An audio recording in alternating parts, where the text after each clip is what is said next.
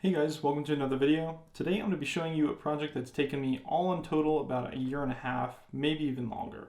Part of the way I wanted to show you guys, I want to show you guys before it was done, and I'm really glad I told myself to just wait and let it be finished and then show you guys the complete package. So without further ado, we're going to be talking about my MK24 MOD O and then the suppressor that comes with it. So let's get into my first suppressed pistol.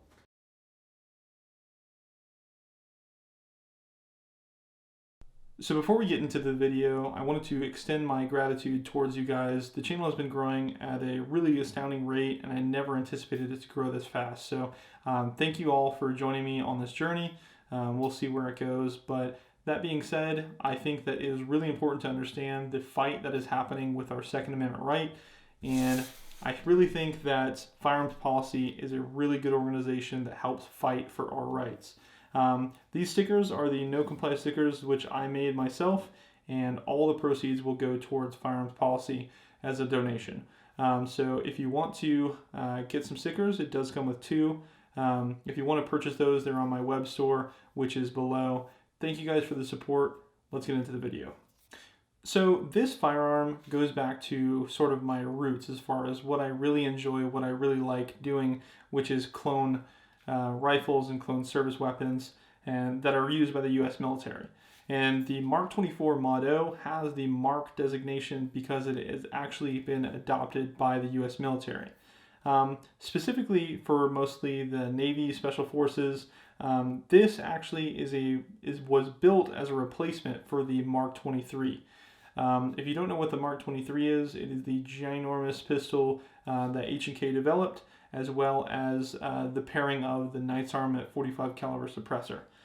So all in all, that weapon system is huge, bulky, and it was developed for contract purposes. But the MK24 MOD O sought to improve on the aspects of the MK23 and give some modernization to that. That being said, the MK24 MOD O actually is sort of an offensive service weapon, so it is meant as an offensive gun. It's not meant for sidearm. It's not meant for concealed carry or something like that. This was meant as an offensive service weapon. If you're interested in learning the history of this weapon and its development, I definitely would recommend checking out channels such as Small Arms Solutions, Forgotten Weapons, or even Larry Vickers himself. Ultimately, Larry Vickers and Ken Hackathorn were the people who sort of helped develop this weapon alongside H&K and Advanced Armament. But this weapon was developed with those people and sort of evolved from the MK23 and the offensive service weapon contract. So that's pretty much all I'll say about the history of this weapon, but just know that this is a very notorious weapon, and it has a lot of history as far as the global war on terror and special forces in the United States military. So while this is very close to the configuration of the actual MK24 used by U.S. military, this is technically still a clone because this started as a HK45 compact tactical, and this unfortunately is not the correct suppressor for this weapon system. This particular suppressor that I have on this is actually the Advanced Armament Corporation TiRant 45M, which stands for modular. So the contract suppressor is actually the TiRant S, which stands for short. And so you can see that I have the short configuration in the modular suppressor. So I just run it like this because I'm running it on my HK45, and it looks better. The TiRant 45M is pretty long, but that being said, it is nice to have those extra baffles if you want to get really quiet. To speak a little bit about the suppression levels of this pistol, it's really great. Shooting 45 suppressed is awesome because it is a subsonic round, and this suppressor is really quiet.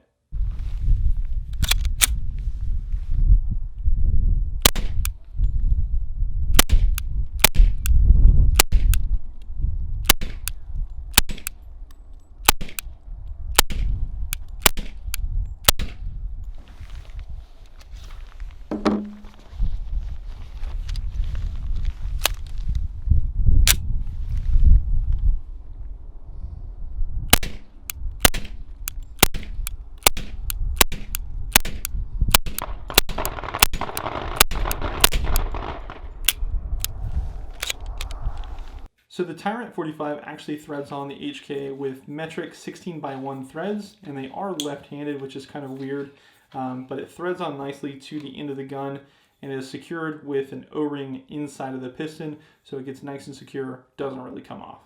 So now that I have the suppressor removed, this is basically the civilian HK45 compact. The specific variation of the HK45C that the military uses actually is the variant 3. This is a decocker only, so it does not have a safety.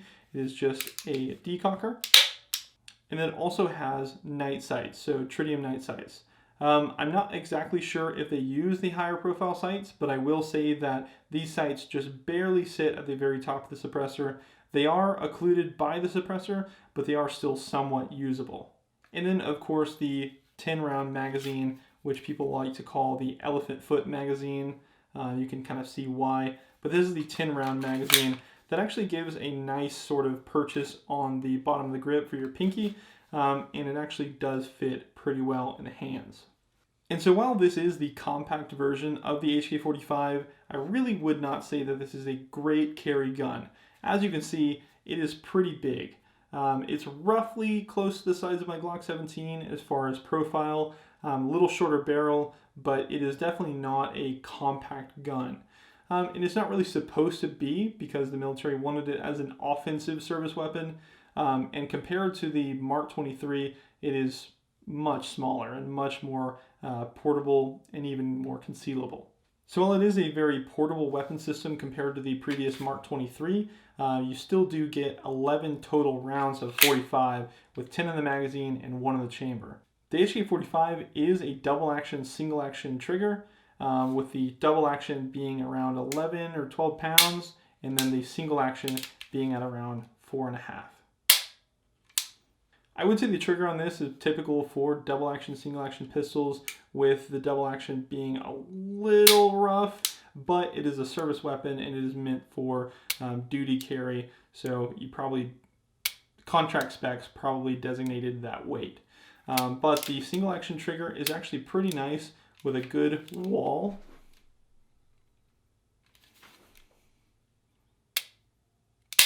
And a pretty crisp break. One of the really cool things about the HK45 is the buffer system inside of the pistol. So it actually uses a recoil spring as well as a nylon buffer to absorb that last bit of shock in the recoil impulse. And it actually does make a pretty significant difference. Compared to a traditional 1911, I would say this is a lot smoother.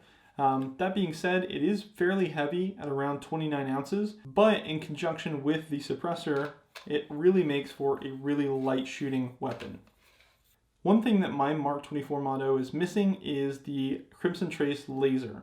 So the Crimson Trace laser actually won the contract for the Mark 24 Modo because they wanted an aiming solution that would work with night vision, and the Crimson Trace laser was an infrared laser. So that is one of the missing pieces of my Mark 24 clone, but those things are very hard to get a hold of. I could essentially use a red dot laser and it would still work under night vision, but it wouldn't work as well as an infrared laser. Obviously, holstering is also an issue. The contract holster for the Mark 24 is an LBT holster, and it does accommodate the suppressor, which is pretty cool, but like everything clone related, it is insanely ridiculously priced for a nylon holster, and really this is just a shelf piece for me or range toy, unfortunately. That being said, how do I like this? Really, I had no expectations for a suppressed pistol because I had never owned one myself. This is my first suppressed handgun, and I will say that it is pretty unwieldy and it is pretty much a range toy, but that being said, this is a very cool range toy. Suppressed pistols, very fun to shoot. Suppressed 45 is even more fun to shoot because it's just so quiet. It really doesn't recoil very much, and it's so fun to hear that really heavy bullet hit that steel while it's being suppressed. Really cool experience, and I personally don't regret this, but I wouldn't say that everyone should go out and buy a suppressed handgun because, I mean, it's cool, but it's fun. It's mostly fun. Thank you guys for checking out my video on the Mark 24 Modo. If you like this video, please give it a like and think about subscribing if you want to see more content like this in the future. Those of you who follow me know that I post videos every other Friday, and I will plan to stick on that schedule as long as I can. I do have some really cool things coming up. Hint, hint, belt-fed machine guns. It's insane. Stick around. I hope to be seeing you in the future. As always, stay safe and have fun.